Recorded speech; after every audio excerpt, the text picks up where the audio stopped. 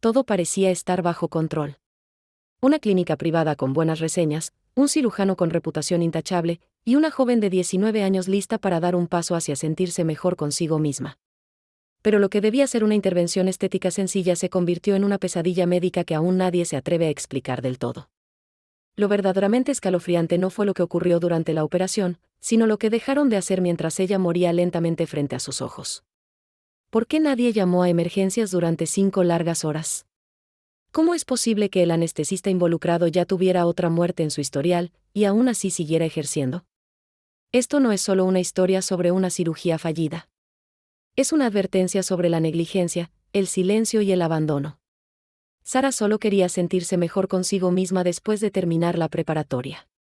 Investigó, eligió con cuidado, confió en profesionales. Pero nada de eso la protegió. Porque en esa sala, cuando su cuerpo empezó a colapsar, quienes debían cuidarla decidieron mirar hacia otro lado. Esta historia fue compartida originalmente en Reddit por alguien muy cercano a los hechos. Los nombres han sido cambiados por respeto a la privacidad de los involucrados. Mi hermana Sara tenía solo 19 años cuando todo ocurrió. Era alegre, creativa, algo insegura, pero con una luz que se notaba incluso en los días más grises. Había terminado la preparatoria hacía unos meses y como muchas chicas de su edad, estaba en esa etapa de querer reinventarse, de buscar quién era. Había decidido hacerse una cirugía de aumento de busto, algo que había estado considerando por mucho tiempo. Según ella, no lo hacía por nadie más, sino por sentirse más segura en su propia piel. Nunca imaginamos que esa decisión, que parecía tan cotidiana, terminaría destruyendo nuestras vidas. El 1 de agosto de 2019, fuimos con ella a una renombrada clínica estética de Colorado. El lugar se veía profesional, limpio, moderno. Todo lo que una familia espera de una clínica de ese tipo. El cirujano, el Dr. Jeffrey Kim, tenía buenas reseñas en Internet. Parecía alguien confiable, con experiencia. El anestesista, Gustavo López, también tenía años de experiencia en el campo. Nada hacía presagiar que algo saldría mal. Pero lo que pasó después no fue un simple accidente. Fue negligencia. Una cadena de errores tan absurdos, tan imperdonables, que todavía hoy no entiendo cómo fue posible. Sara fue sedada para comenzar el procedimiento. Lo siguiente que supimos es que algo falló justo después de que le administraron la anestesia. Ni siquiera había comenzado la cirugía. Se quedó sola, sin supervisión, durante al menos 15 minutos. Y en ese tiempo, su cuerpo empezó a apagarse. Se puso azul, entró en paro cardíaco y dejó de respirar. Todo esto, según supimos más tarde, ocurrió mientras nadie del equipo médico la estaba observando. Lo más aterrador es que no fue solo el error inicial. Fue lo que vino después.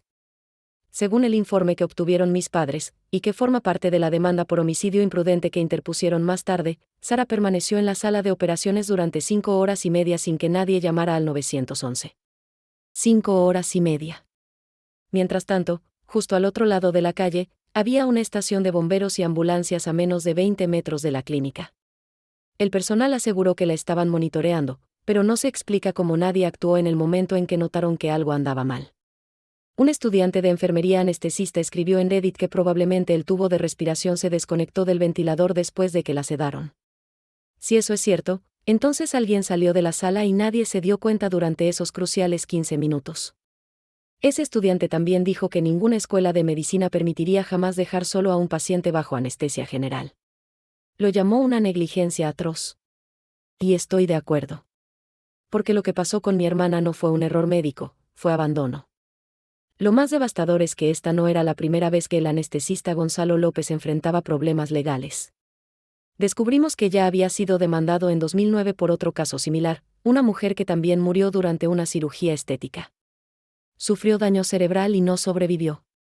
Esa demanda se resolvió en 2012, pero increíblemente, él siguió ejerciendo como si nada. ¿Cómo alguien con ese historial puede seguir trabajando con pacientes? Sara nunca llegó a despertarse. Nunca se sometió a la cirugía. Su corazón se detuvo antes de que siquiera la primera incisión fuera hecha. Entró en un estado vegetativo del que jamás se recuperó. Pasamos 14 meses enteros visitándola en el centro de cuidados donde la trasladaron. Mi mamá le leía libros. Yo le ponía música. Papá no dejaba de preguntarse qué más podíamos hacer. Pero en el fondo sabíamos que no volvería. Era como tenerla allí, pero no realmente. Una presencia sin alma. El 4 de octubre de 2020, Sara murió oficialmente. La causa fue una neumonía que complicó aún más su frágil estado, seguida de otro paro cardíaco. Tenía apenas 21 años.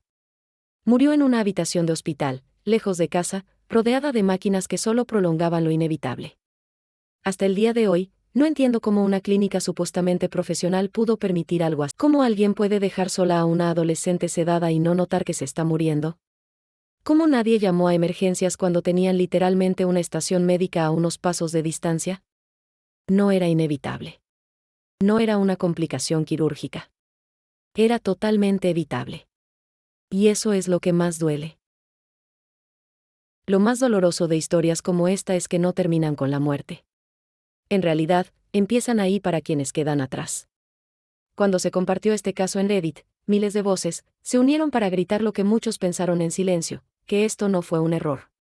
Fue una cadena de decisiones que terminaron con la vida de una joven que solo buscaba sentirse mejor con su cuerpo. Sara tenía 19 años. Toda una vida por delante. Entró caminando a esa clínica y nunca volvió a despertar, escribió una usuaria.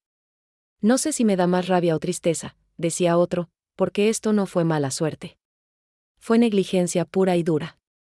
Uno de los mensajes más votados decía: soy anestesista en formación, y nada, absolutamente nada justifica dejar sola a una paciente bajo anestesia general.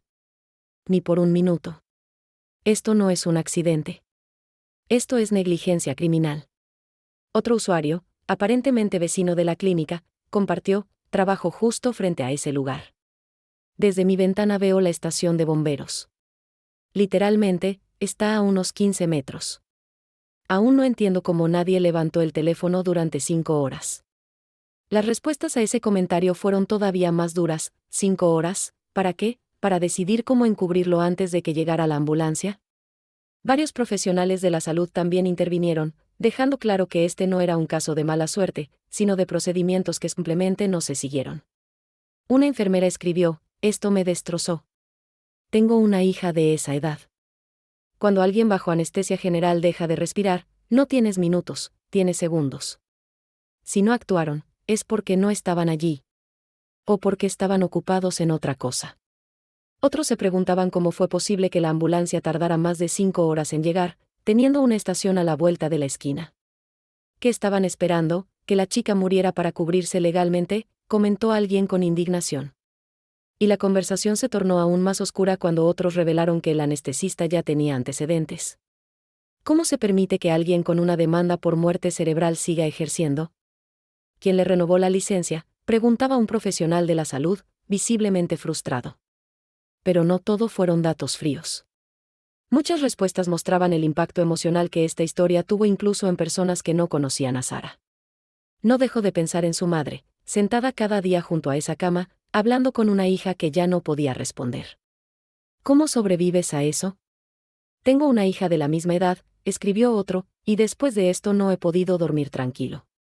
Algunas voces, cargadas de rabia, exigían justicia. Esto no puede quedarse así. No es solo una demanda. Esto es homicidio involuntario, como mínimo. Necesitamos leyes más duras para proteger a los pacientes de clínicas como esta. Y otros señalaban el peligro de confiar ciegamente en credenciales online.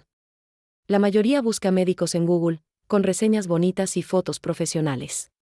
Pero eso no dice nada. Hay que investigar, preguntar, leer demandas anteriores. Porque si no, lo que está en juego es tu vida. Finalmente, hubo quienes confesaron que esta historia les había cambiado la perspectiva. Yo estaba ahorrando para hacerme la misma cirugía. Después de esto, lo estoy pensando 2 veces. No porque todas sean peligrosas, sino porque me di cuenta de que no estaba lista para asumir los riesgos, aunque sean mínimos.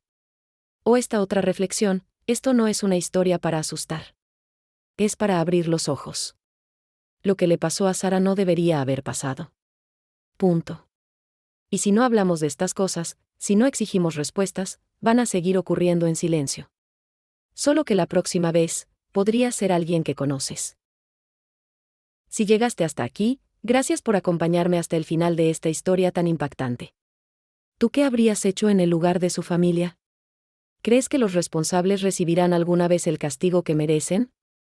¿Te parece justo que alguien con antecedentes médicos siga trabajando como si nada? Me encantaría leerte en los comentarios. Tu opinión importa, y puede ayudar a dar visibilidad a historias que muchos preferirían enterrar. Si te gustó este video, no olvides darle like, ayuda muchísimo a que el canal crezca y pueda seguir compartiendo más historias reales como esta. Y por supuesto, suscríbete si aún no lo has hecho, y activa la campanita, también me ayuda mucho. Muchas gracias y hasta el próximo video.